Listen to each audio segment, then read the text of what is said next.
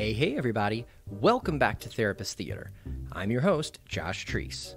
I'm a practicing therapist in Music City, USA, and every week, a guest therapist, counselor, or social worker joins me in the theater to talk about a movie that we've seen and what relationships or mental health issues it highlights. Thanks so much for downloading today's show. Make sure you subscribe so you don't miss any future episodes, and while you're doing that, you can help other people find it by giving the show a 5-star rating and writing a review for it in the podcast app. Oh yeah, and make sure you tell your friends. You can also stay connected with what's happening in the theater by following us on social media. Links to our accounts are in the show notes. This week's guest is Garrette DeBord.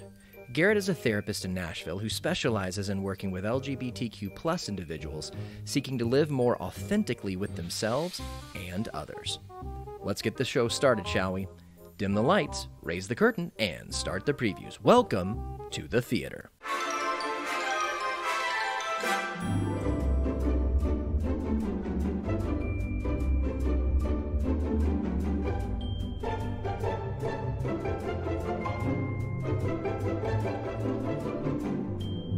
Garrette, how are you today, sir? Doing pretty well. How are you doing? I love it. I'm doing fantastic. Welcome to the theater. Yeah. It is a weirdly I thought that we were like slipping into fall. Like the past 2 weeks have been incredibly cool. We got some leaf changes happening. The sunrise looks different. And my wife was like, I'm going to make chili this week. And then she made it today. And according to the weather, it's going to be like in the 70s and 80s all week. Yeah. A little bit of a psych out. So. Yeah. Thanks a lot, Tennessee. But we're doing good. I want to start by asking you, before you became involved in therapy in any way, be it as a client, as a student, as a practitioner, did you have any concept or idea of what therapy or counseling was? Not really. I'm from a very small town in East Tennessee. So when it came to feelings, that wasn't really something we talked about, it seemed like. So, there was maybe like Fraser Crane on TV, but there was no real, any really idea of what therapy was. That wasn't something we did. Mm-hmm. Yeah. Did you know that it existed? I mean, well, I guess Fraser Crane. Yeah. So, it was very distant, I think. Yeah. Best I can remember. Like, it wasn't anything that people talked about, Yeah, that's where I got my idea of what it was too, was Fraser. Mm-hmm. Did you have any kind of experience with therapy as a client before you started studying it? Yeah. So when I got into undergrad, I had I guess long story short, I had a real chaotic, traumatic, a lot of stuff going on in childhood. And then whenever I got into college, probably my second semester of freshman year, I had just got to like a breaking point. I was starting to miss class, and the depression, it was really setting in, and missing classes and doing all, not being able to get out of bed. It was almost like my little breakdown. Wow. And so it was kind of out of desperation. A friend of mine, I was a history major at the time, and he was a psych major, and he said, hey, there's this campus counseling center, I'll help you write an email to the therapist. And so that kind of that desperation kind of entered me into the world of therapy. Yeah. Was it, I think that like everybody who becomes a client in therapy has their own kind of story about getting into it. And I know for me, it was a challenge to fight myself because of some like ideas that I had about it when I entered into it as a client. Was it something where you felt like, man, I'm welcoming any help I can get, or based upon kind of what you described as your um, growing up? Was it like you kind of had to wrestle with it? Yeah, I think it was a mishmash, it was like I needed something, the path I was, the mind state I was in at that point was not was not sustainable. Um, and then I get into the therapist office, and he's a nice guy and, welcoming and explains has his spiel of what therapy is. So it's like, I'll try this, but it's been a long time actually. But I was pretty guarded, I think, you know, um, or careful with what I said. Mhm. Um, Which makes sense. I mean, it's a stranger, yeah, and you're there to like share your insides, and you don't know them. So I mean, it makes sense to be guarded. yeah. So it was, it was that there was, yeah, there was a whole lot of things. I mean, it was a Christian university that I was at, and there was, I don't think it was like the first few sessions, but I saw him for a while. Probably, I guess, through the rest of undergrad, you know, um, or most of it. But there was certain places that I knew that I couldn't go with him. Mm. Not, I mean, well, there was uh, the what was it? These little advertisements for a conversion camp outside the front door. So I'm like, yeah, we're not going there. For Um, real? oh yeah, yeah. It was called Camp David, I think. Um, so Wow. that was adding to that. That carefulness. He helped me with like negative thoughts and Hmm. addressing depression.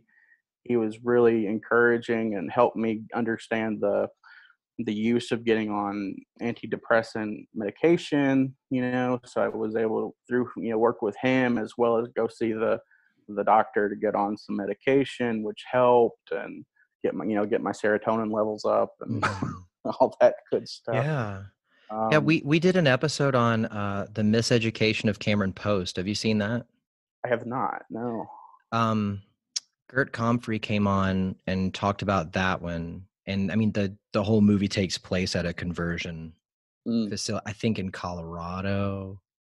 Um, but it was, I mean, there's a lot of stuff about it that's really tough to watch. So I think I'm really surprised that they would have like an at that doesn't seem like something that you would want like out in the open. Just knowing, I mean, I guess other than an intake form, there's no way you could know what a person is carrying into the room with them.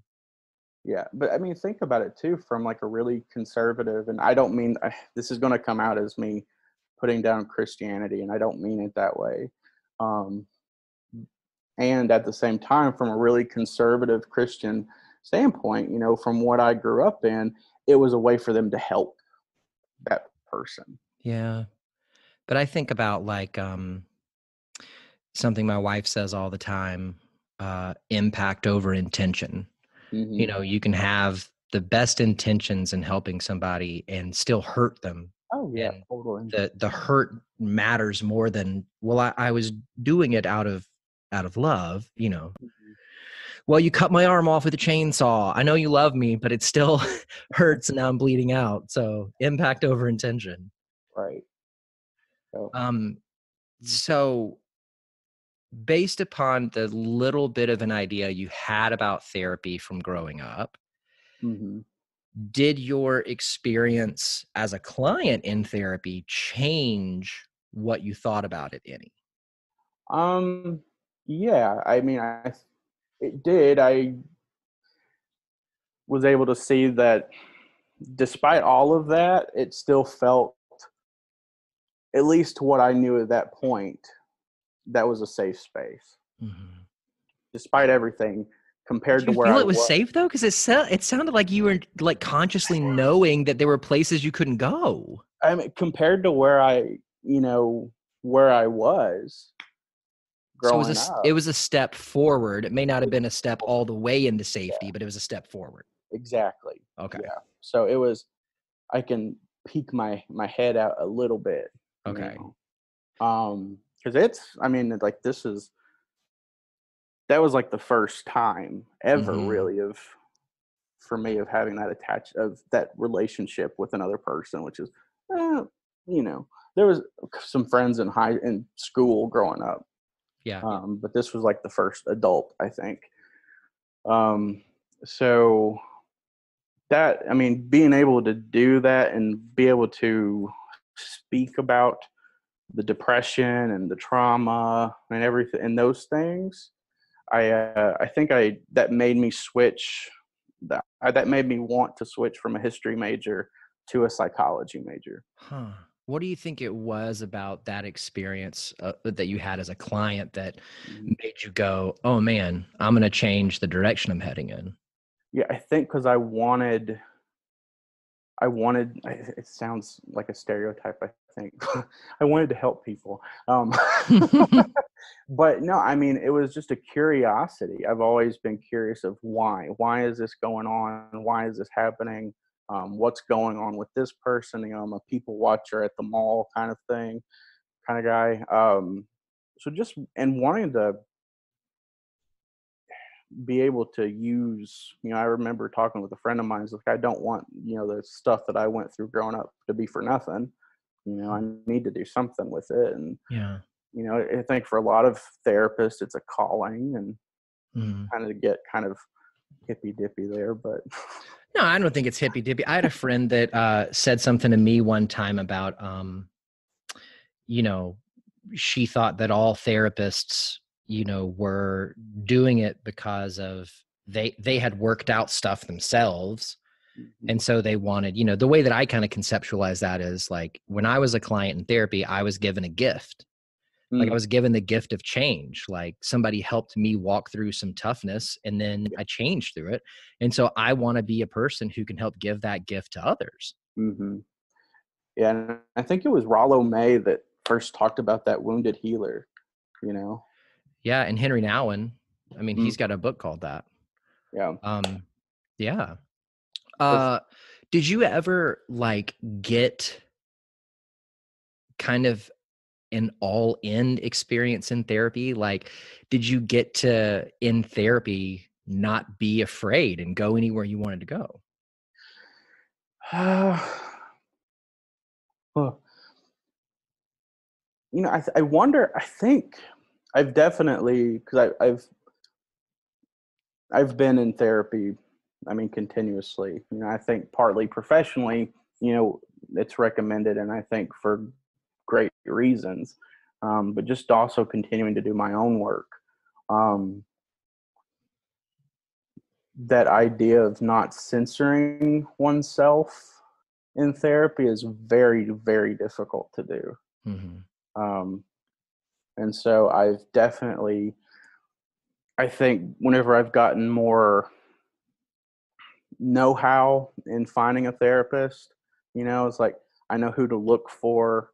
I know who might work, who won't work, and I've been Hmm. able to go to deeper places that might not have been able to go to in the past. So, That's good. yeah. Yeah, I think that like finding a therapist,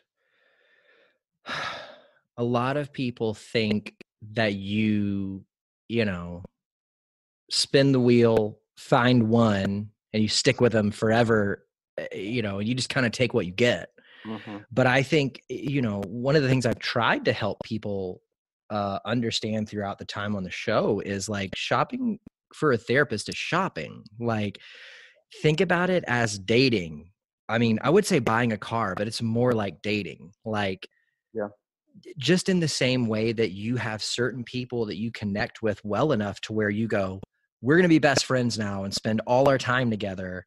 Like Mhm. there's going to be certain therapists that you connect with more than others. And if you convince yourself, man, I really don't connect with this person, but I'm going to stay because, they're a therapist and they're an authority and all, like, please hear it from me, everybody listening. You don't have to. Like, if they are a therapist that's worth their salt, like, they won't take it personally. if you say, I'm having trouble connecting, like, and also please feel free to say it, because if it's something that I'm doing as a therapist, I want to know, because I'm probably doing it in every session. Mm-hmm. And like, I want to know so I can stop it, because we do this because we want to help people, Right. not like shame them into staying. I mean, I hope that nobody's out there doing it because of that, but Right. And let me know, let us know so that we can help you find other resources if there's something that's not, if that's not able to be mended. yeah, yeah. And that's And, another part of. more than likely we might ask a question or two, because Brene Brown's got the story I'm telling myself. So it could be you're perceiving something and telling yourself a story, and it may not be happening, but it could also really be us. Like if you're like, I can't sit with somebody that keeps farting in session, like, then like tell us. So, obviously I don't know how to stop that, but maybe you don't eat a lot of dairy before sessions. I don't know.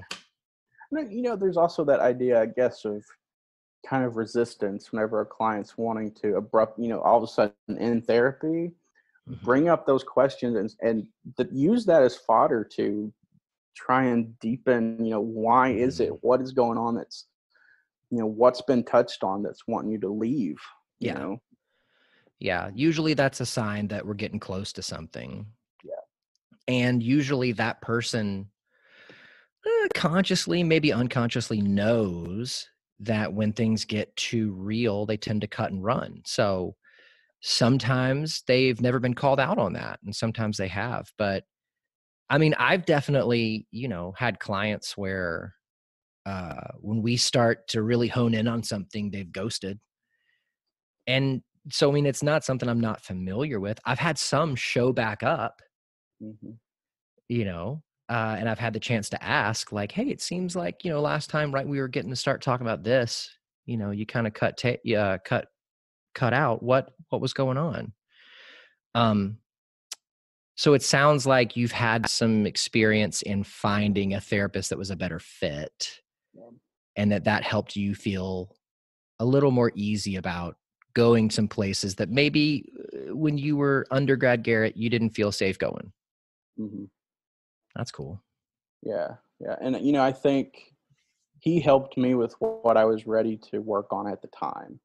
I really like the metaphor you had of the dating, because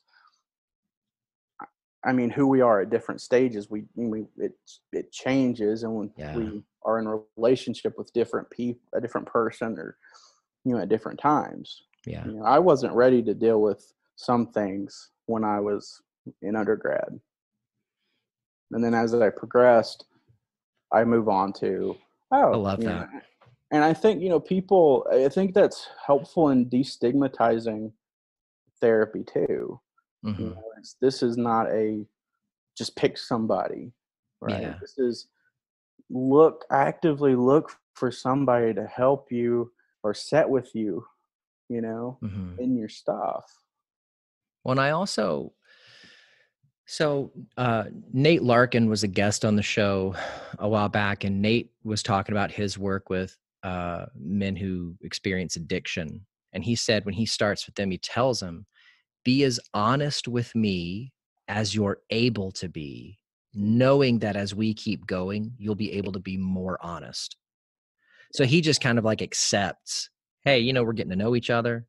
Mm-hmm. You're going to feel comfortable telling me like one level of stuff now. And as we keep walking down the road, that comfort's going to go up. You'll be able to tell me more. But I think what you said, I've never thought about it that way before, but it's so, so, so true. Because therapy is such a relational thing, and because we as people continue to develop and grow, Mm-hmm. like, I don't know if it's realistic to expect somebody to come and sit down on the couch for the first time and spill out 100% of their guts.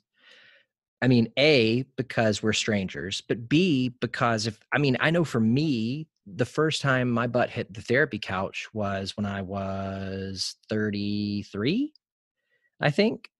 And I didn't know enough about my own story to share 100% of my guts then. Like, I had to learn myself before I could even share some stuff. Yeah. it's I think for me, I relate to that because a lot of the stuff that I went through, I think maybe I didn't know it or know how to put verbiage to it, but like I thought it was normal. Mm. You know, that's just what you did. Yeah. You know, but that's a false story in itself. Yeah. Yeah, I've had guests before, and I've even had clients where, you know, you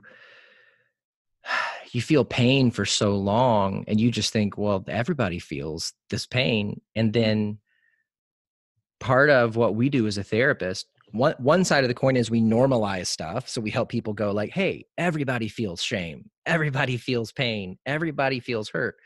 The other side is sometimes we can do the opposite. We can like help call out stuff that's not normal, you know, and there's been times where I've had to kind of name trauma in somebody's life.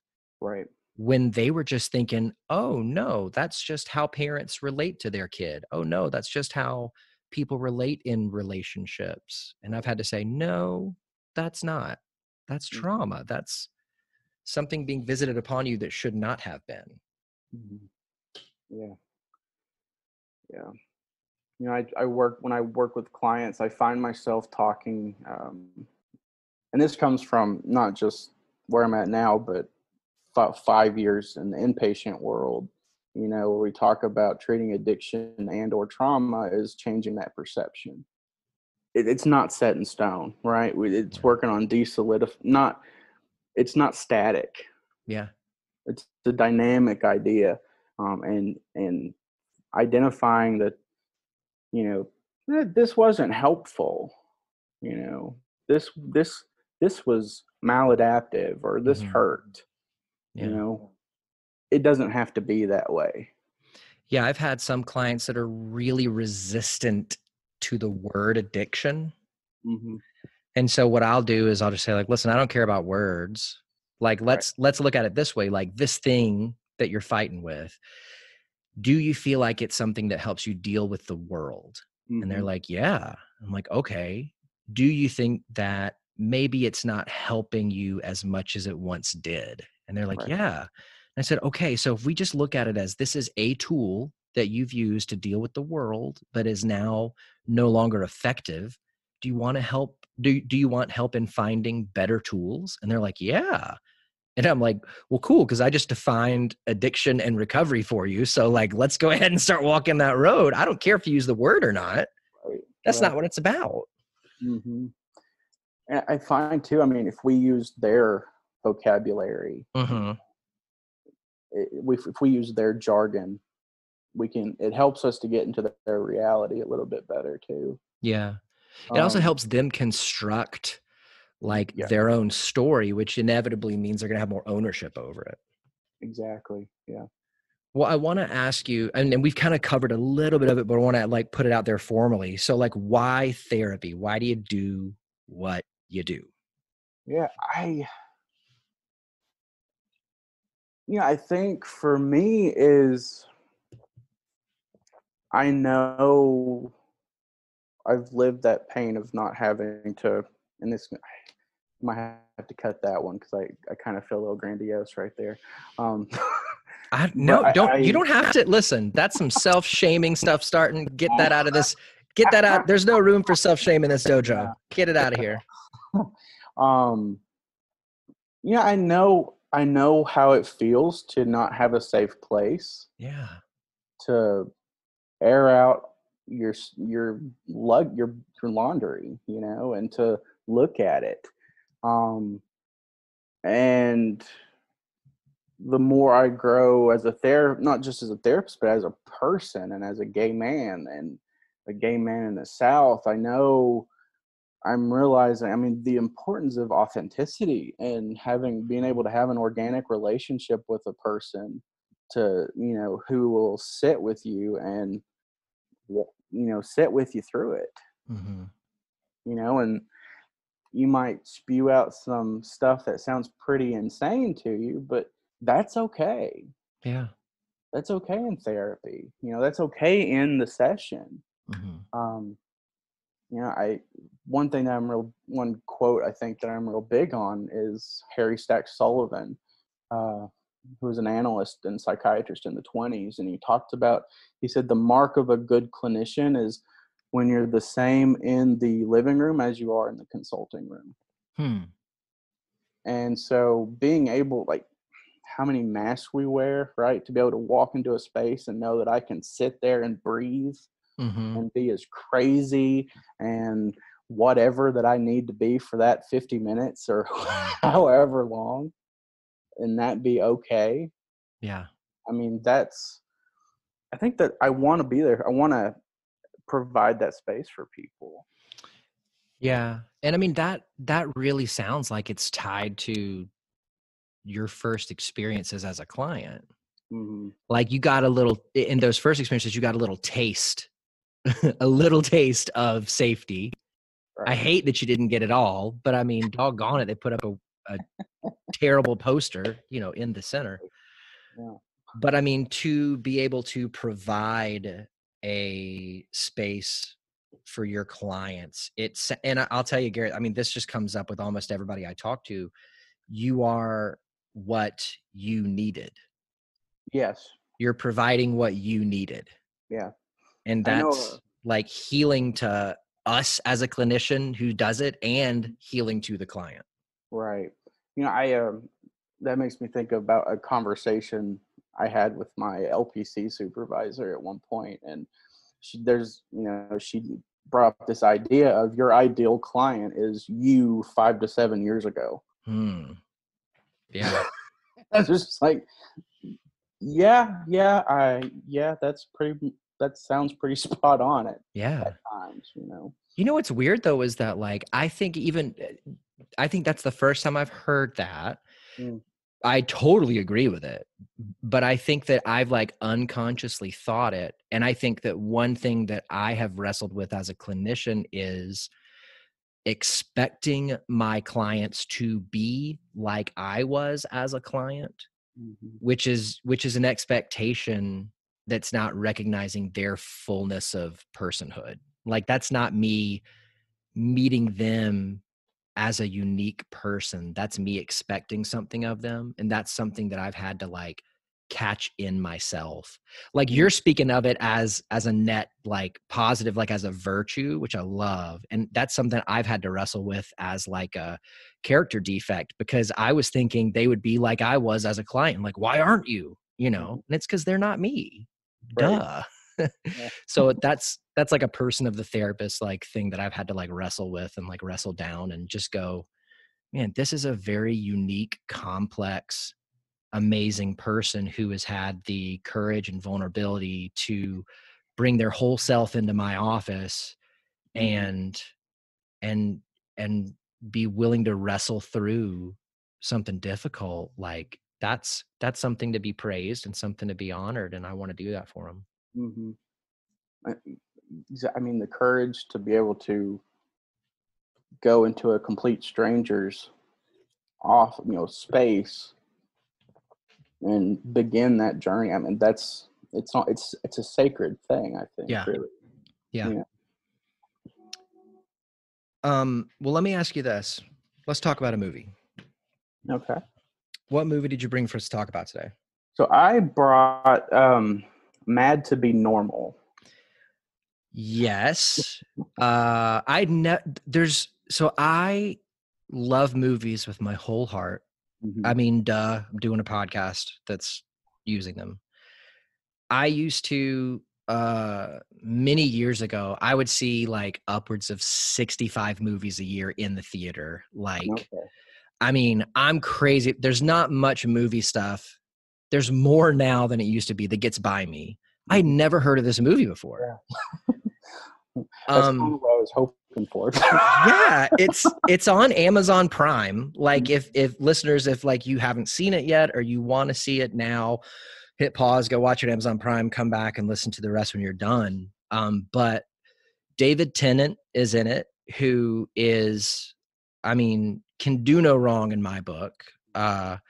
He's my favorite Doctor Who. My wife is a big fan of Broadchurch, and he was in that. on Netflix. Barty Crouch Jr., Harry Potter.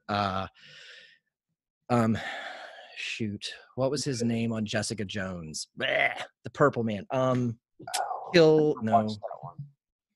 But he was in Good Omens too. You know what? I have not seen Good Omens, and I love Neil Gaiman.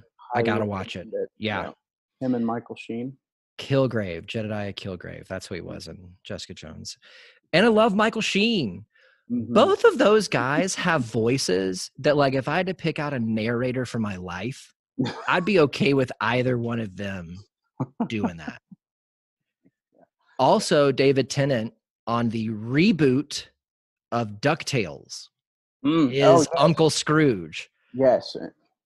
Yes, And, I've been meaning to watch that, actually. Oh my gosh. Can I just tell you, it's incredible. Like, I loved DuckTales as a kid. Yeah. If you go back and watch the old DuckTales now, you will think to yourself, this is not good. Like, it was great back then, and DuckTales on the Nintendo Entertainment System is my favorite video game of all time. But they didn't really, like, string together plot over the course of weeks or whatever. But this one, the voice cast is A+. It's like serialized, so like there's stories that continue across a season. Mm-hmm. I teared up multiple times watching it. Yeah. It's so good. It's so good. You got to watch it. But he's Uncle Scrooge. Okay. Yeah. I love his, and that was another thing too, is I'm used to him from Doctor Who. Mm-hmm. You know, number 10. Exactly. You know, he was my first Doctor. Or no, Eccleston was my first Doctor. I was going to say, it used to be on Netflix. And that's how I got into it, was I had a bunch of time on my hands. I hit play on Netflix, and they started with 9, Eccleston. Yeah, right. He was only in it for a season. Mm-hmm. And then I kept it up. I watched all the way through when 11 regenerated into 12, and then I bailed because I barely liked 11. Hot take. And I just didn't like 12. And now I want to get back in it because I really like Jodie Whittaker. Mm-hmm. She was in Broadchurch. She was great in that. And I'd love to see her as the Doctor, but I just hadn't had time. Yeah. I haven't seen much of hers, any of hers, really. Yeah. But just, you know, David Tennant getting to have his actual Scottish accent. Yeah. You know, it was really great. Yeah, it really is. Had Michael Gambon's in there and Elizabeth Moss. I mean, it's an amazing cast. I said to my wife, I was so shocked Elizabeth Moss was in this movie because she is a hardcore Scientologist. And they do not jive with psychology and psychiatry. Yeah, so that's an interesting thing because R.D. Laing, I mean, he pushed back against this idea, but people have tried to put him in with the anti-psychiatry movement. Mm-hmm. And he's like, he's against that. He's like, no, he was, you know, it's like, that's not what I'm about. Which he said at the beginning of the movie, like, I hate when people misquote me. Yeah. Well, let me ask you, so what was it about this movie that made you want to pick this to talk about? Mm-hmm. I think for me, I work from a psychodynamic framework. That's my theory that I really dig. And so I think... I don't ever want to assume people know when we talked therapy, like, so can you like maybe give a little bit of a kind of a psychodynamic for dummies? Yeah. So, you know, there's psychoanalysis, Freud, mm-hmm. All of them. So psychodynamic is kind of like I don't want to say condensed because it's not, you know, traditionally in analysis, you meet 4, 5, 6 times a week, you know, but in a dynamic, it's put into once a week, maybe twice a week. You still use the unconscious, and you still look at things that went on to those ideas or those emotions. You know, it's still acting of looking at the affect. Is it maybe a little more Jung than it is Freud? Not necessarily. Okay. I mean, I think both are included. Okay. you know. So I think, I mean, the psychoanalytic or depth psychology uh, realm, I mean, just includes a lot of people, and Mhm. that I was just thinking because Jung was like the first, like he was a contemporary of Freud. Freud was sort mhm, of kind of a mentor to him, but he mhm, was also the first that began to kind of split because Freud was really like the OG, right, um, and Jung was the first person to really take what Freud thought and begin to split away from. So there was a lot of things they had in common, mhm. but in some very significant ways, Jung diverted. Yeah, yeah, and he went into I don't know if esoteric would be a right, I don't even know what that means. a very spiritual Oh, okay. lens. Yeah, yeah. You know, but they both deal with with the with our unconscious thoughts and bringing Mhm.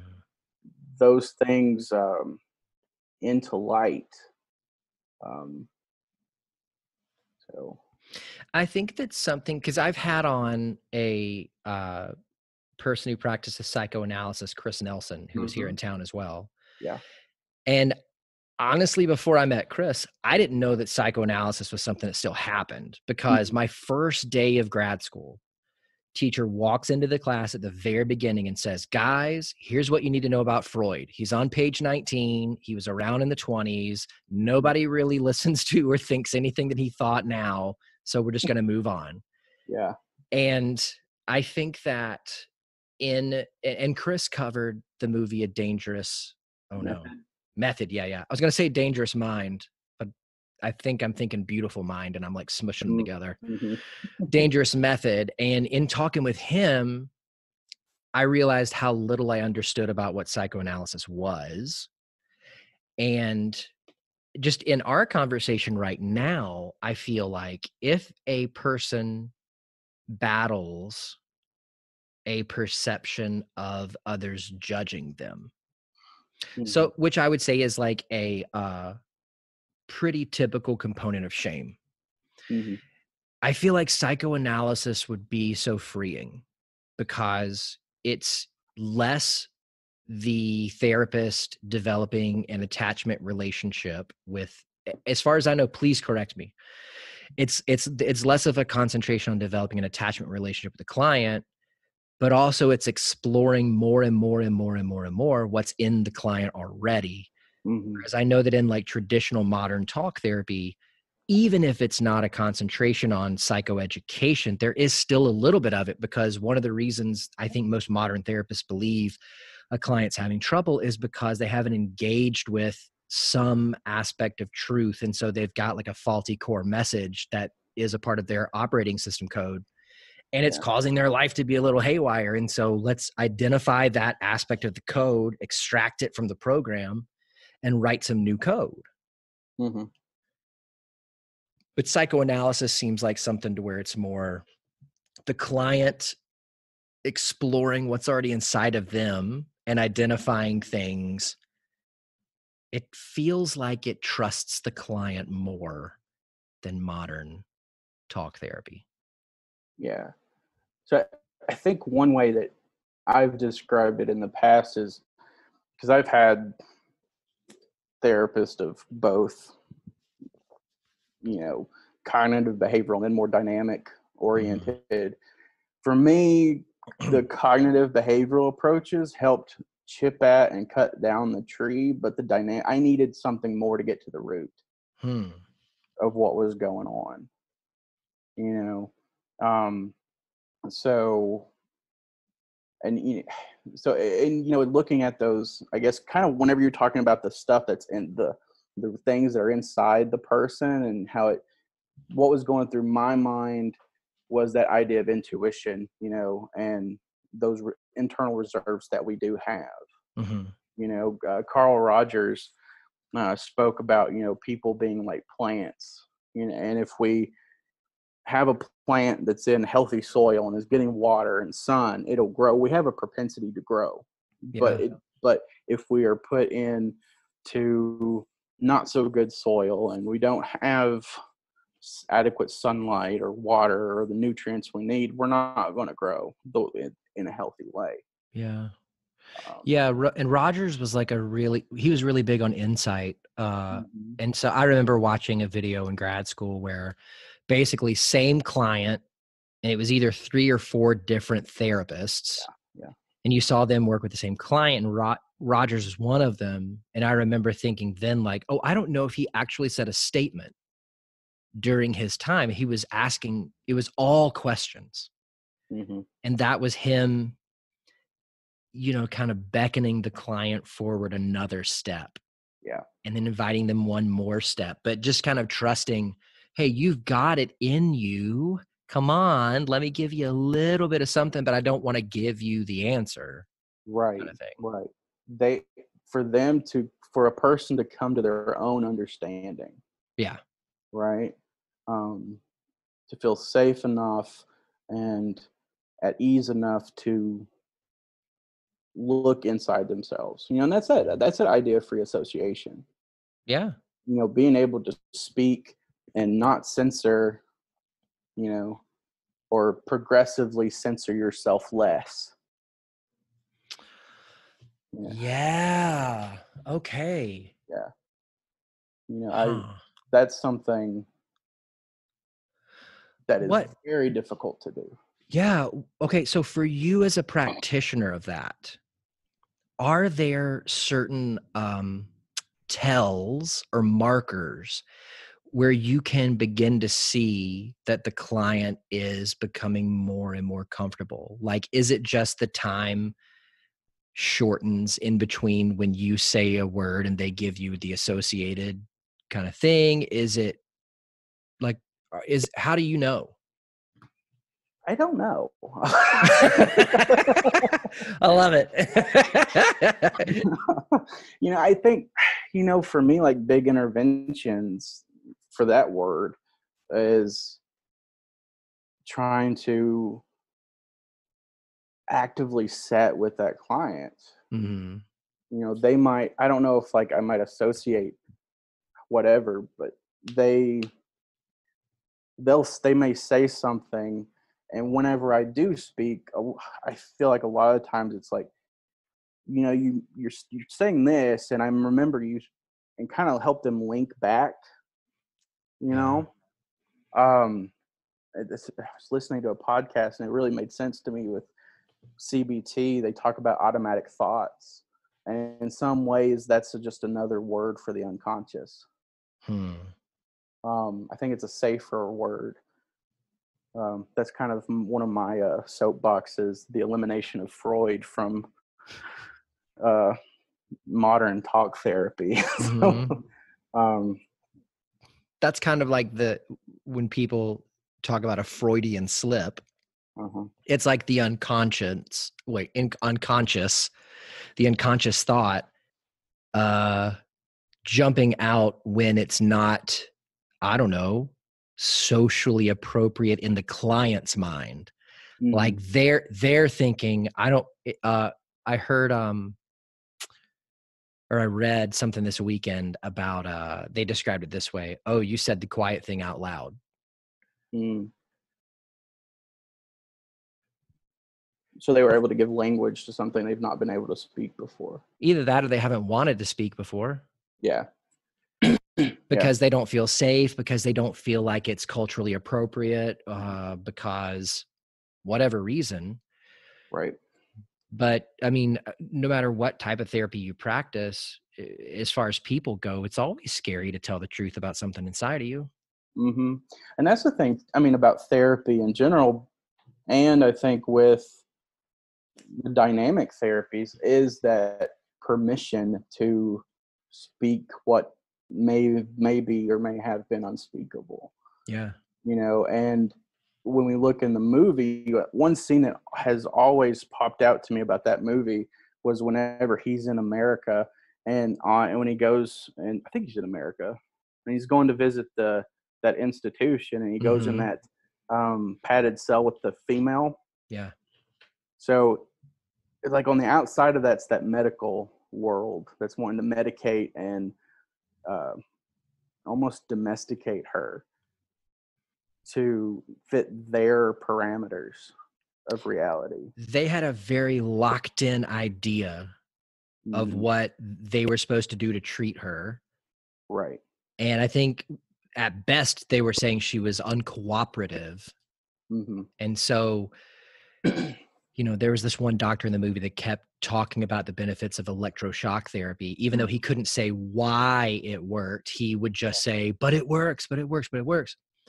And so whenever whenever Lang had gone there to visit, it, he didn't follow their prescribed treatment. Exactly. What did he do? Right.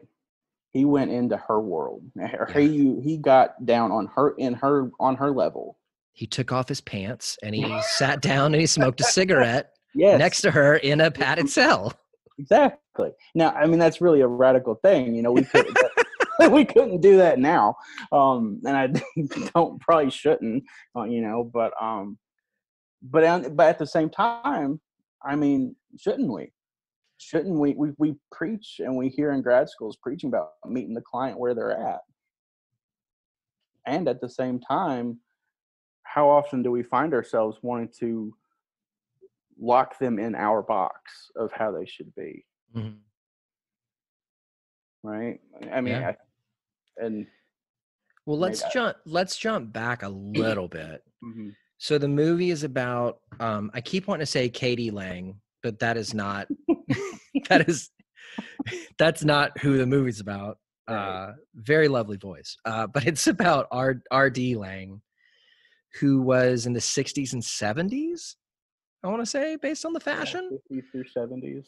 Hmm. Psychiatrist who and I said something to my wife earlier when I watched the movie. I was like, everything in the origins of psychology and psychiatry started with schizophrenia. Like, I mean, it seems like in all of the textbooks at the beginning, they're like, so and so developed this theory while working with people with schizophrenia. So and so, Right.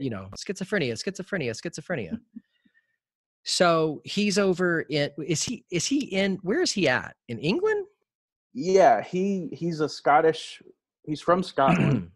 And then he was in London. Yeah. But he's got a compound, I guess you could call it. Um. Yeah, Kingsley Hall. Yeah, he's got a place. Yeah, it's no And longer in existence. yeah, which the little postscript at the end said, I think it went for 5 more years after the end of the events of the movie. But he treats people who I don't know if he ever called them mentally ill, but he treats people that would be I think considered to have more severe challenges than just I got a little anxiety, let me go see a therapist. Right. Right. They're definitely, that's, I guess, more severe mental illness, hallucinations, delusions, Yeah. that nature. Hmm. And you see this contrast at the beginning between what he does and then what this other doctor does in a more, I guess, official facility. Mm. Certainly, I think it's more of like a government kind of formal, that's the word, formal facility Right. where, very one flew over the cuckoo's nest. He's got patients who are, when I say unresponsive, I don't mean they're unconscious. I just mean they're not talking. Yeah. So he will have them held down, give them a bite thing, shock them on the sides of their head. Hmm. And that's how he treats patients. And so you see this contrast between the two. Hmm. Yeah, and you notice, you- I'm thinking about the African American male that R.D. Lang that he worked with in the movie. His Mm-hmm. parents brought him there. He wasn't talking. John. Yeah, John, and he was just, at that point, I think he was mumbling in his head. Maybe that's what they would have called schizophrenies, I think, in the movie. Mm-hmm. Um, but he went in his room. He wouldn't let anybody in, and he came out after a few days, and it was like I had to finish counting. They wouldn't let Yeah. me. They wouldn't let me finish counting. Mm-hmm. And so he was able to, and then at that point, he was able to talk. He was eating. He started eating. It was a slower way, but too. I mean, you flash forward to the end of the movie whenever they're closing the place or they're taking him out. That was a safe place for him. He was able to Yeah. grow and come out of his, come more into himself. And he did. I mean, he was fighting not to leave. Yeah. Have you ever seen the movie Lars and the Real Girl? I know of it. I haven't seen it yet. There's a string that I just kind of saw between John in this movie and Lars in that movie. Mm, In that movie, Lars seems to be on the autism spectrum, but could be heavily traumatized. Like, mm, could be either or.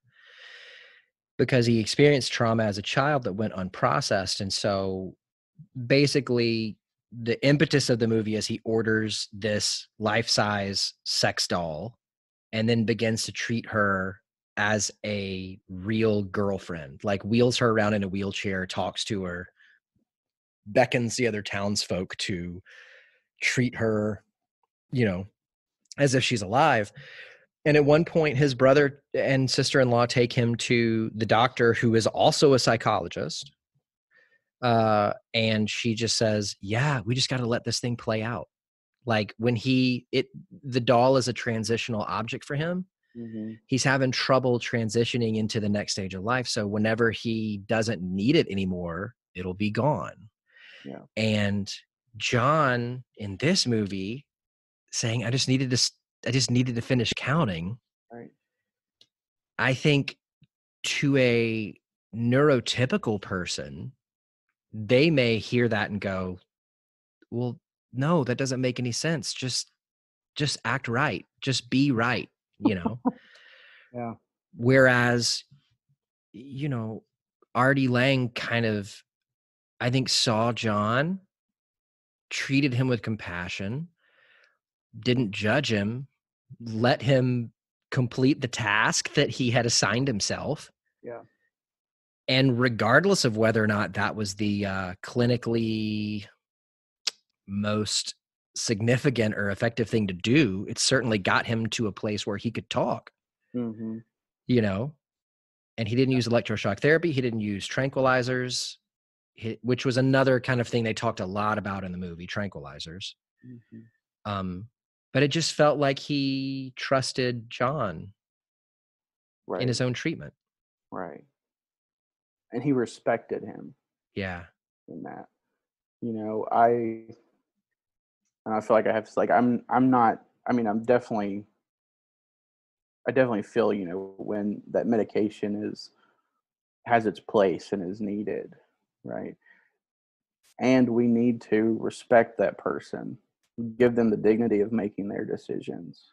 Mm-hmm. As long as, I mean, if of course those ethical ones of self-harm and harming others, of Sure. course, I'm not saying that, but the dignity and respect of being human, and That's being human is not pretty all the time. Yeah, and that's trusting the autonomy of the client. That's having that as a value. Like, you as a client get to make your decisions. That's your right. It's your life. Yeah. And I always tell my clients, like, I am not an authority over you. Like, I'm a teammate with you. So there may be things that I recommend that you might say, I don't want to try that. Like, that's okay for you to say that.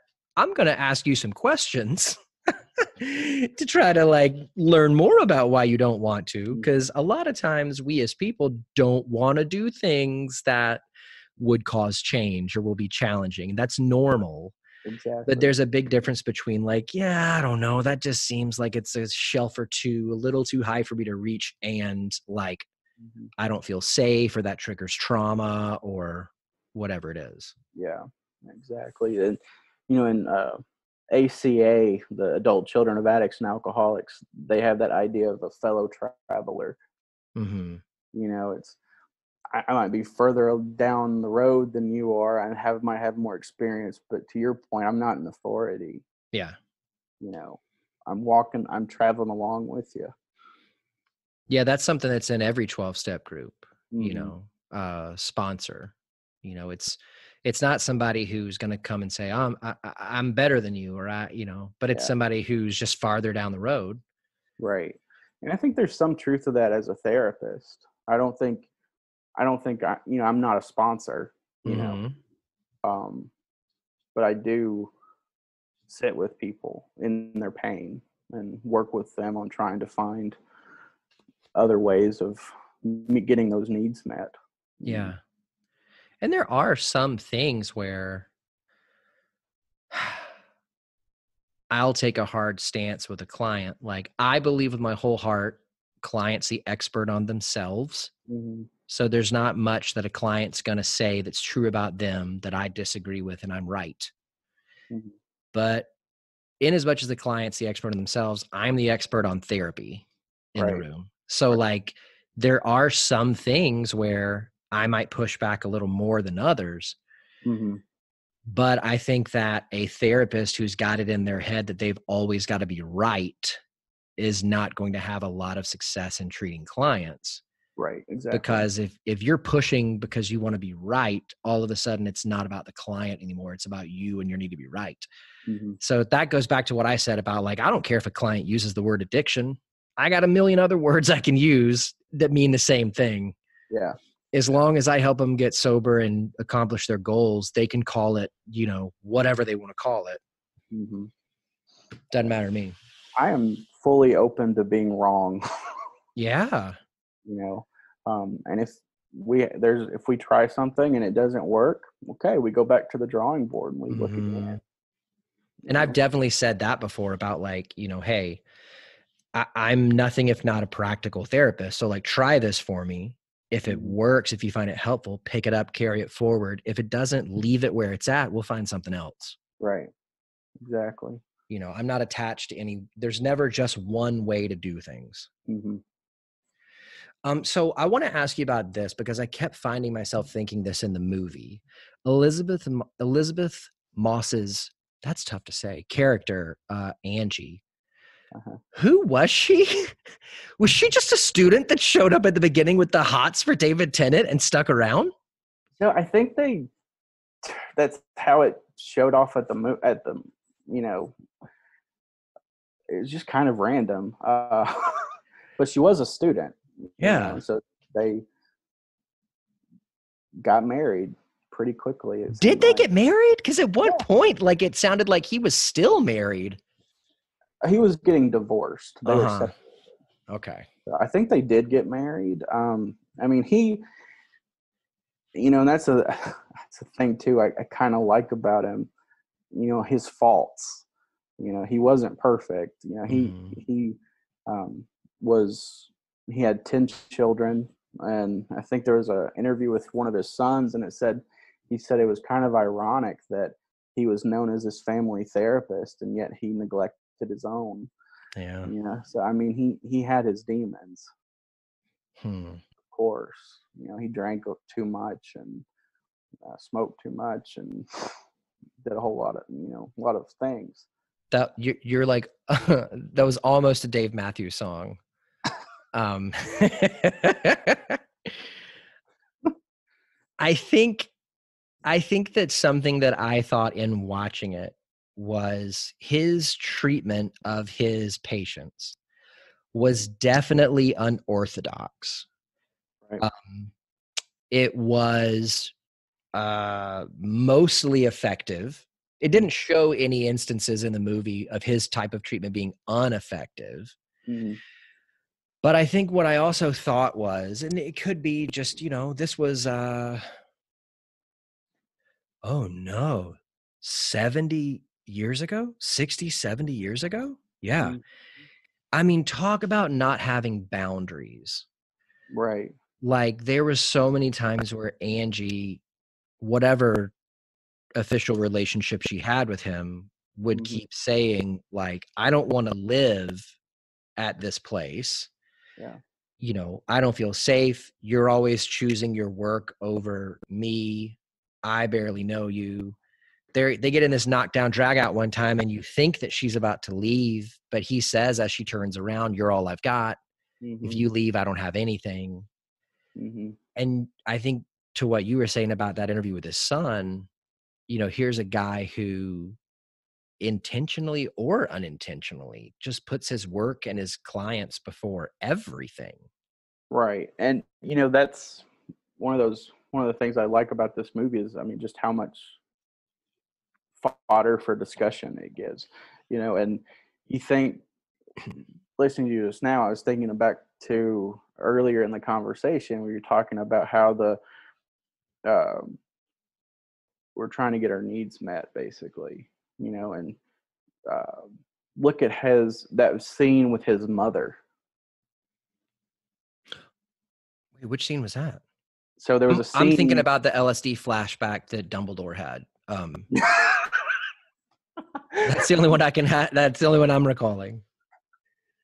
No, so there was a scene where Lang went to his mother's house where his children were, and they were sitting around the table, right?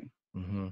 And how shut off and harsh and cruel his mother was to him and his kids. Yeah. And then flash, you know, think forward to his work, you know, of course it was unethical, and I could see him needing that attention and that validation and that love from his patients. Do you think he was being what he needed? I think so. Yeah.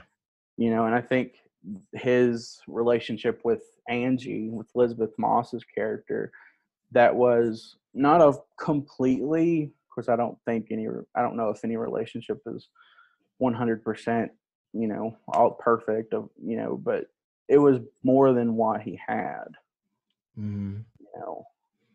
Part of that, I wonder though, like, I mean, when she is introduced in the movie, she's like schoolgirl crush on him. Like, I don't even think it's like an academic hero. I think she's like, you know, hearts in her eyes. I think Right. about that part at the beginning of Raiders of the Lost Ark where, you know, Indy's teaching in class and that girl in the front row like slowly closes her eyelids and it says love you on her eyelids. Like, Yeah. that's who she was. And so I can't help but wonder, like, is that a real even ground, equal relationship, or was it just like, oh, you know, here's a really attractive student, even if she is a PhD student, you know, Yeah. this will And be fun.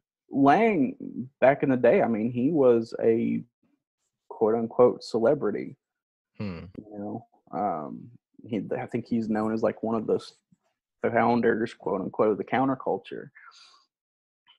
You know, Well, he certainly gave LSD to clients. So, I mean, did. he did talk about Timothy Leary in the movie, though. Yeah.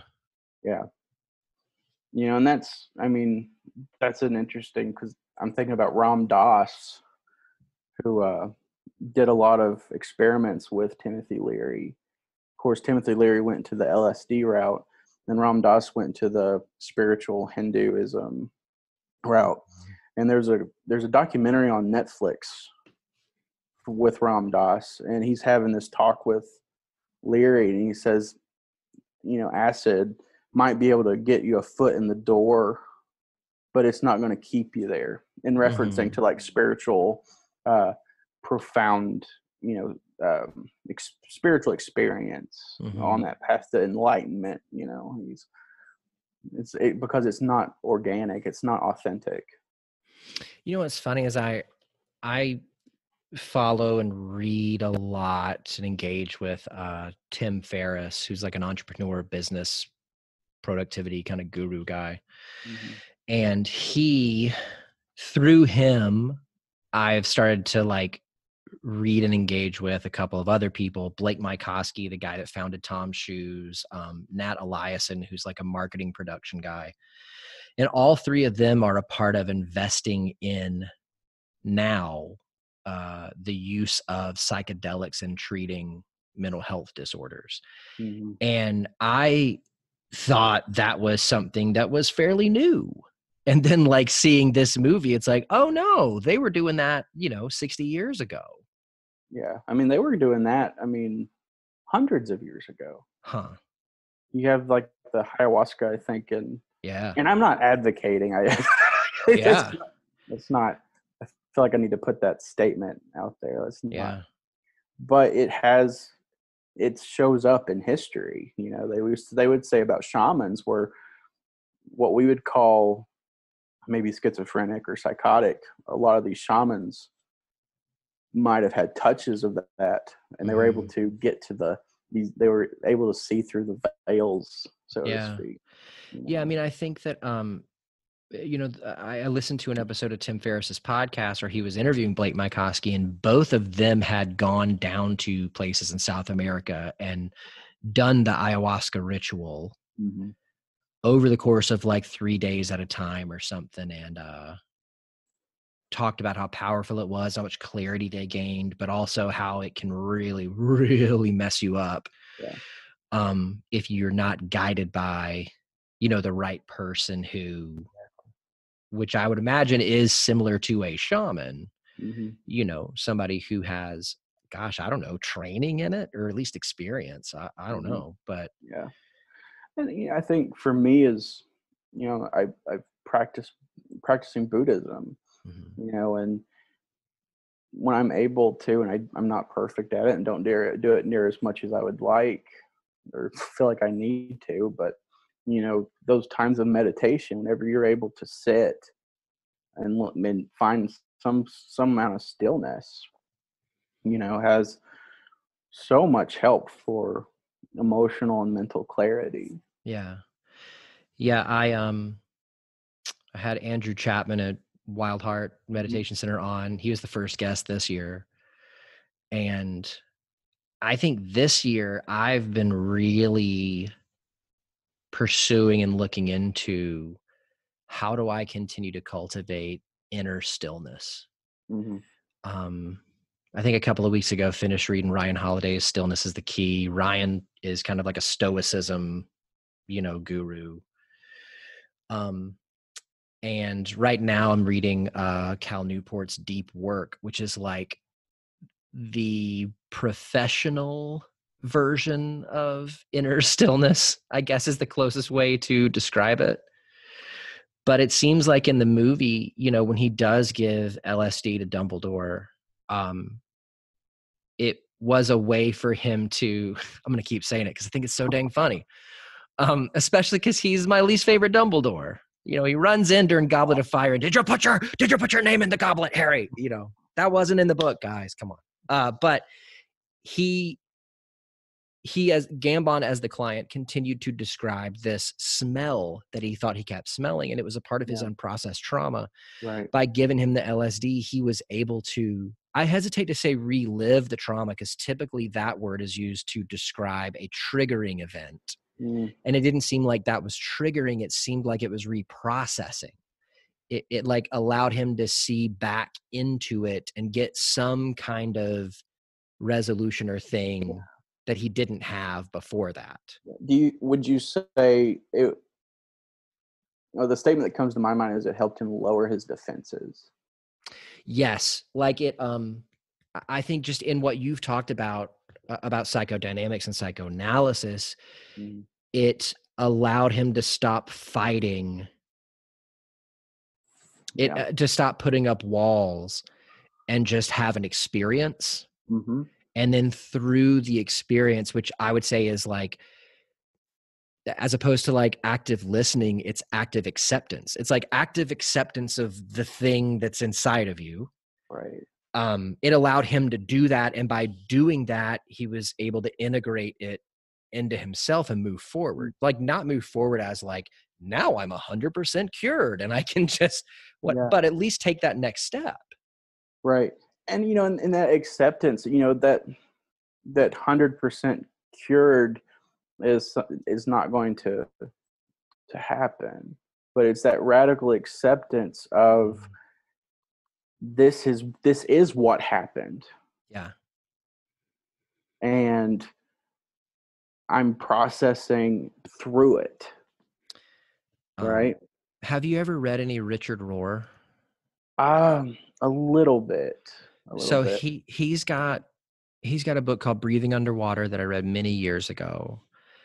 My favorite, which is like this, the spirituality of the 12 steps for everybody, I think is the Mm, subtitle of it. He's got a quote from there that says, forgiveness is no longer wishing for a better or a different past. I think it was Jung that quote. It was a quote from Jung of, and I'm probably paraphrasing here. Of we do not, um, we do not get rid of our problems. We become bigger than our problems. Ooh, I like that. Right. So we outgrow them. They're still there. Uh-huh. They don't. But doing the work, and working towards what he called individuation, we don't get rid of them, but they don't have their power. They don't have the power that they used to, Yeah. you know. And That feels very serenity prayer to me. You mhm, know, I want to change the things I can. I want to accept the things that I can't. And I want the wisdom to know the difference. Like, more than likely, your problem's going to fit into either mhm, something you can change or something you can't. yeah, exactly. And I mean, Young, he's in the big book. Hmm. Young, Ebby, I think, went to go see Young, and he said, "You are a different kind of alcoholic, and you need religion." Um, Hmm. and Bill W. had a long correspondence with him, with Carl Jung. So he really influenced the 12 steps. Wow. Um, and it makes me think too of, I'm thinking about Buddhist writers right now, and there's Thich Nhat Hanh in Mhm. his book Anger. He talks about how we treat the anger like a infant. We ask that infant, "What do you need? How can How can I um, care for you? How can I tend to you?" So it's not. That's what he's advising to do with it. Hmm. Right. He's like, "What? Why are you like a baby? Why are you crying?" I like that though. Like I jive. I mean, because typically with clients, I kind of work out of the framework of the 8 feelings that Chip Dodd uses and how each one it's a message. Hmm. You know, so anger is the message that you see something that you believe is wrong. Hmm. And then each feeling has a gift and an impairment based off of, do you engage the feeling? Do you listen to it? So for anger, that means you get passion with the drive to change what you think is wrong. Hmm. If you lean away from the feeling, you try to numb it, you try to run from it, you try to ignore it. The impairment is depression, which is anger turned inward. Like, Right. well, what is anything I do going to matter? Then it becomes, what do I matter? But Hmm. I like what Thich Nhat Hanh is saying, because it's kind of like saying to the feeling, what are you trying to tell me? Like, what are Yeah. you, which I think is what feelings are, what they are meant for. It's Hmm. information. It is, and that's one of the beautiful thing for me of dynamic therapies is it takes the symptom, and instead of looking for eradication right off the bat, it's what is this symptom? We work with the symptom. Use the Mhm. symptom. What is the message it's trying to get across to us? You know, I don't know if you've heard of Soltram Alioni. I highly recommend her book "Feeding Your Demons" or Mhm. "Feeding the Demons." Um, and she has this visualization practice where, for example, she talks about, and this isn't a mental health, well, it is mental health, but a friend of hers was diagnosed with HIV/AIDS back in the 80s and 90s. And so he did this visualization, and this is going to sound really out there, um, but he took the visualization and he gave that his disease, that AIDS, HIV, a form, a body, and a color. So it was like might have been green or Yeah. spiky or whatever. I can't remember. And he asked those questions: "What do you need? Hmm. And really tended to it, Yeah. and it helped to prolong his life. doing that, I mean, it helped with his anxiety and depression, but physically, like, it helped him even. Wow. Yeah. That doesn't sound out there. I mean, that sounds like an aspect of narrative therapy, like Mhm. externalizing the issue.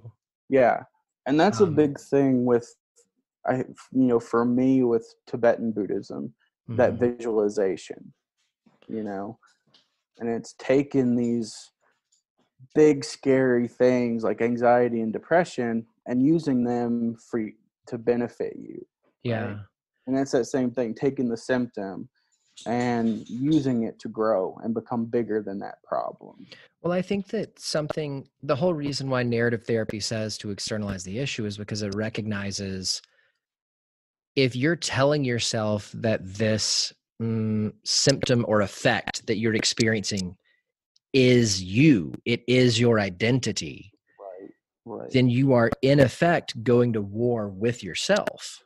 Exactly. And so if you can take that and recognize it for what it is something that I'm experiencing. It Mm-hmm. is something that I want to understand better. And then you literally like take and move it outside of yourself. It Mm-hmm. allows you a different perspective to Yeah, engage with it. exactly. And I so mean, instead of you being the problem is the problem. right. I mean, you just think about these two statements. I'm anxious and I am feeling anxiety. Mm-hmm. I mean, the weight totally shifts Yeah. in those two statements. And I've even seen, therapists carry it a step further. You personify your anxiety. Let's give it a name. Mm-hmm. Well, my anxiety's name is Steve. Right. Sorry, listener's name Steve. But like they'll talk about in an effort to try to understand it, whenever Steve comes to your house, how long does Steve usually stay? What are some ways that you can kind of know when Steve's going to show up? Mm-hmm. When Steve is there with you at the house, what does life at the house typically look like? And it's just it's building a character that allows the client to distance and to get a different perspective and to realize this is not something that's built into me that I can't do anything about. Mm-hmm. It gets it out from behind your eyes. Yeah, you can't see the label from inside the bottle. Yeah. And it sounds like that's something narrative therapy and also Buddhism have in common. Mm-hmm. Yeah. Yeah, definitely. And that idea too of leaning into it gently. And I find myself telling clients that constantly is, you're doing really hard work. Do it. Be gentle. Yeah. And that in itself can be such a hard concept, Mm-hmm. because how hard are we on ourselves? Yeah. And I have clients all the time that'll say stuff like, they'll do something, they'll face down something in session that's really difficult, really big. And then they'll say something like, gosh, why don't I know this already? Why am I so struggling with this? And I'm like, hey, if nobody taught you, how would you know? Mm-hmm. Just kind of recognizing like if your parents didn't show you how to engage your feelings, how are you going to know how to engage your feelings? Right. And with Yeah. that client, I said he has a toddler, and I said, would you hand the vacuum to your kid and say, Mm-hmm. hey, take care of this while I'm gone, and then get back and see that the house wasn't vacuumed and go, I can't believe you didn't do this. And he's like, no. I was like, why? He's like, well, because I haven't shown him how to vacuum yet. And I'm like, yeah. So why are you holding yourself to a different standard than you would your kid? Yeah. Yeah. Exactly. And that I caught latched onto something you said of what your client was saying is, I thought I had already dealt with this, right? And sometimes that if that wound gets reopened, I wonder if sometimes it needs to, or if we didn't deal with it Ooh. completely or in a healthy way. Yeah. There's still something there. Well, I think that that's something interesting about like whether you want to call it an attachment wound or a past Mhm. trauma, even if we quote unquote resolve those things, Right. they happened at a time where we were developing how we see and engage with the world. And so inevitably they've become a part of our filters. Yeah, exactly. And so because of that, there may still be things in the future that happen that like trigger and bring up something. That doesn't mean that you're still crippled from it. It Exactly. doesn't mean that you're not quote unquote over it. It just means because you have a bad case of being a person, that an aspect of your life that you did a lot of work around, you were reminded of it. Yeah. So like the same tools that you used to help you walk forward from it, you have the opportunity to use again. That's why you get the tools. It's not for one-time use. Right. Exactly. And asking yourself too is, what can I learn from this? This is happening for a reason. What can I take from it? And that's a quote R.D. Laing has is, life is a sexually transmitted disease and the mortality rate is 100%. Okay. Right.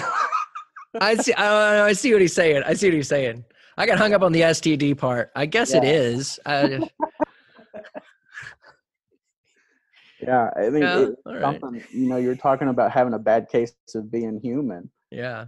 I mean, that's what it is. It's that perfectly imperfect that it's being human is complicated and it's beautiful and it's scary and ugly and neurotic and great. And yeah. Chip Dodd said somewhere, to be alive is to experience sadness.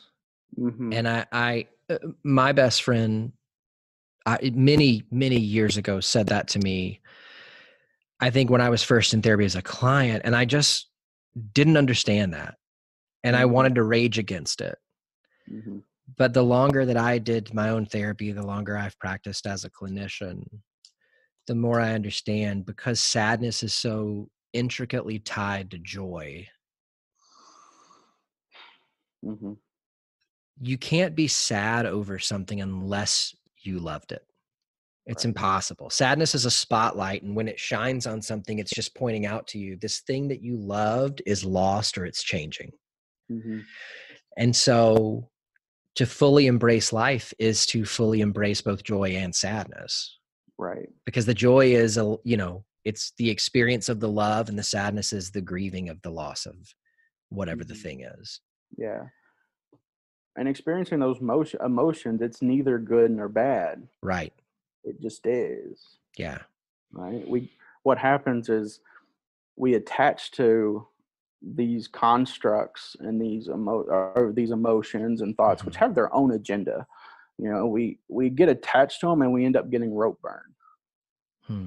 We grab on for dear life, trying to halt change, and we hurt ourselves in doing that.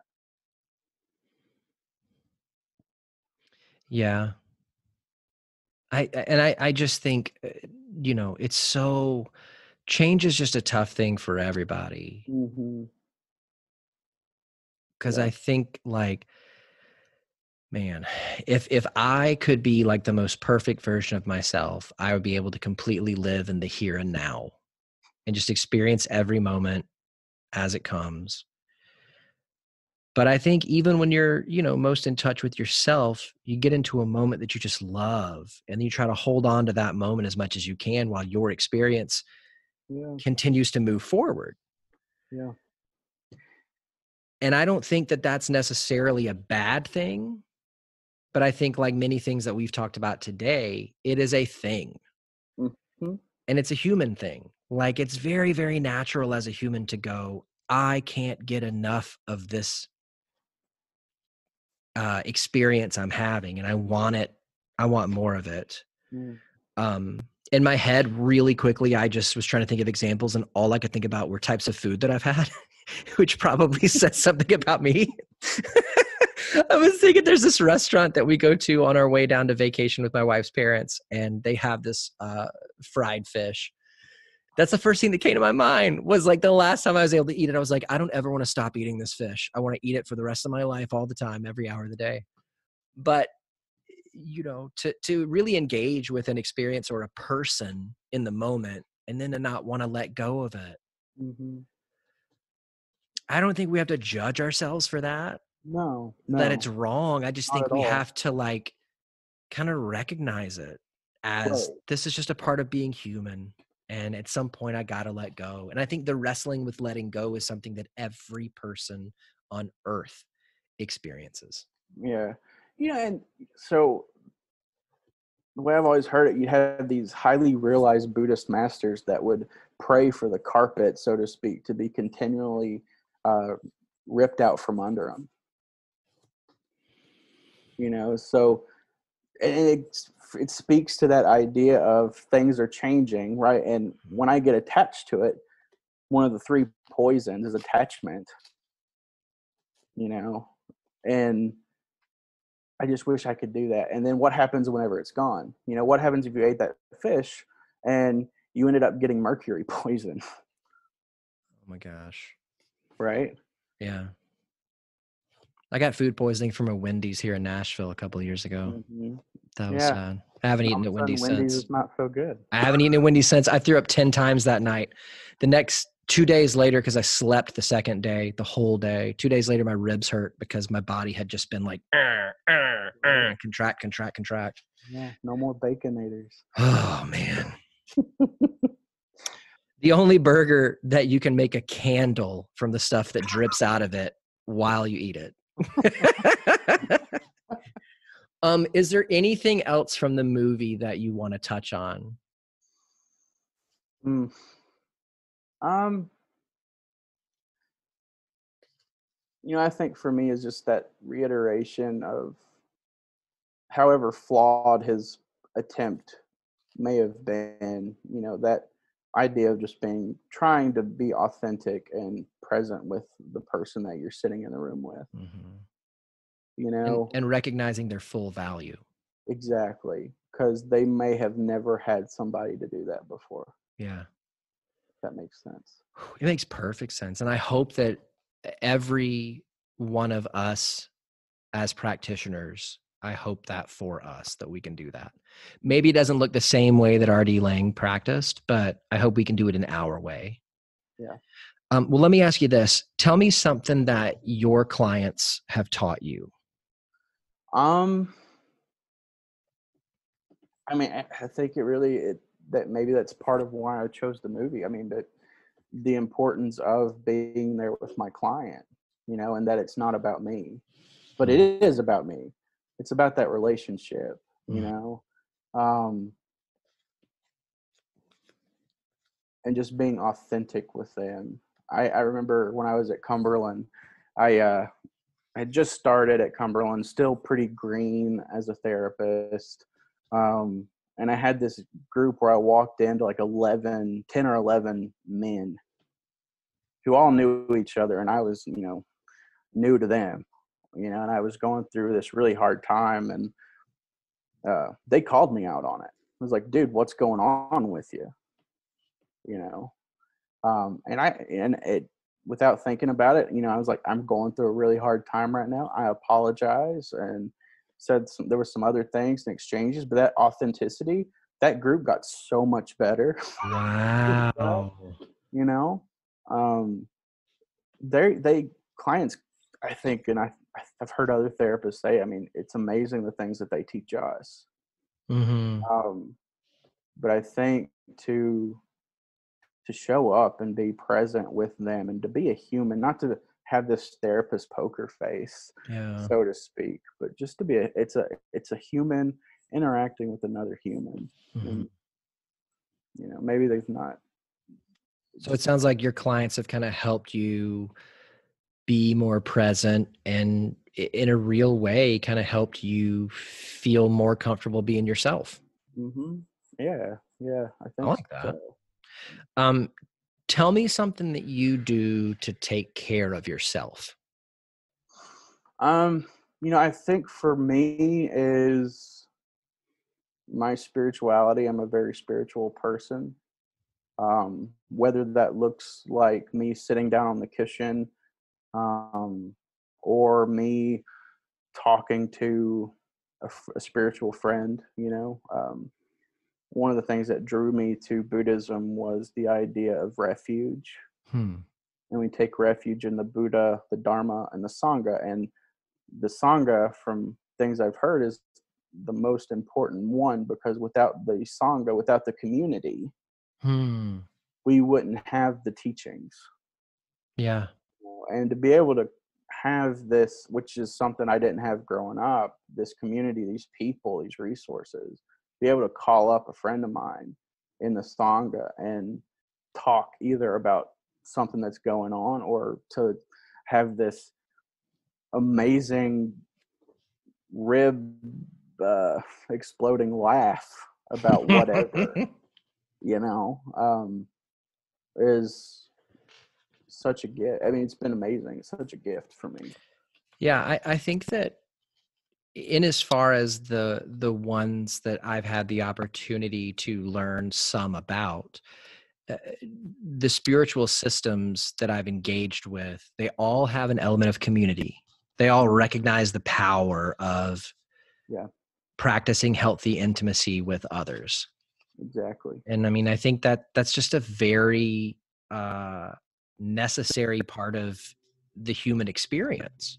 We weren't built to do life by ourselves. Right. And can we survive life by ourselves? Absolutely. But is that all you want, is to survive?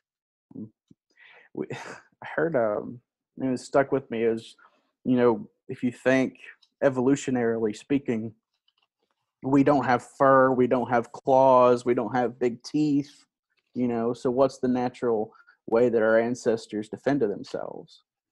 In community. One person with a rock couldn't take down a saber-toothed tiger. He had to get help. Yeah. So we are hardwired for community. Yeah. You think about back to Harry Harlow's experiments with the monkeys. You have the two. The thing. Yeah. The thing where they had one mother monkey thing that was like cold metal but gave food, bottle. And the other that was kind of furry and gave comfort. Right, and there's some truth to that, Yeah. That the monkey with the comfortable water bottle mother figure did a lot better than the other monkey. I think that other monkey actually died. It did, and it did its best to self-soothe, so to speak. So let's say that someone's listening to the show today, and rightly so, thinks to themselves, oh my gosh, Garrett's amazing. I think I could really connect with him. I'd love to become his client. How can they get a hold of you? So I can't ever remember the phone number that I gave you. So if you I mean, I got your Psych Today profile pulled up. Is it the 308 one? It is. It's 308 one. I'm bad at remembering. 308-470-5484. Yeah, so that's my number. I'm also at DeBordCounseling@gmail.com, and I'm contracting with the Becoming Counseling Group. And so Garrett, GARRETTE @thebecomingcounseling.com. Yeah. Yeah, and you're our second guest that is tied in with the Becoming, so quickly becoming a friend of the show. Garrett, I can't even thank you enough for being on the show today. It's just been so incredible to meet you and to chat with you. So glad that we got a chance to do that. I wish that it was in person, but I mean, this is a good plan B. It's not our plan A, but it's a good plan B. Yes, exactly. Thank you for having me. It's been a great experience, really. I really appreciate it. Of course. Well, can't wait to have you back for round 2. All right. Thank you, sir.